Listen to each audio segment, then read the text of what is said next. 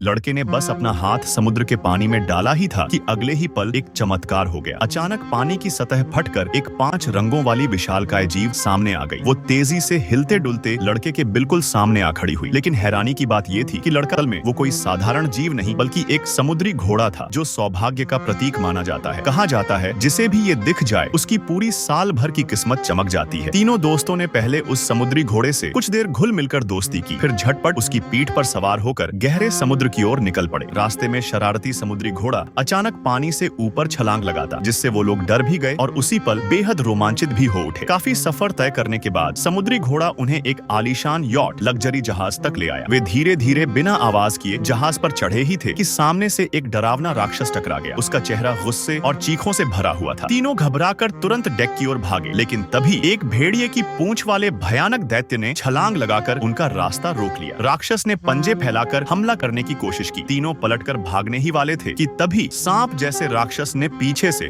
उनका रास्ता पूरी तरह बंद कर दिया। आखिरकार तीनों को पकड़कर जहाज के अंधेरे कारावास जेल खाना में कैद कर दिया गया। इधर जब सब ओर सन्नाटा था, तभी छोटे भाई ने झट से अपनी जेब से जादुई टेप निकाली। उसने धीरे धीरे जेल के दरवाजे की किनारियों पर टेप चिपका दी और अगले ही पल वो लोहे का दरवाजा हवा में गायब हो गया। कुछ ही देर में जब तक पहरेदारों को पता चलता, वे तीनों पहले ही लाइफ बोट पर सवार होकर यॉट से बहुत दूर निकल चुके थे।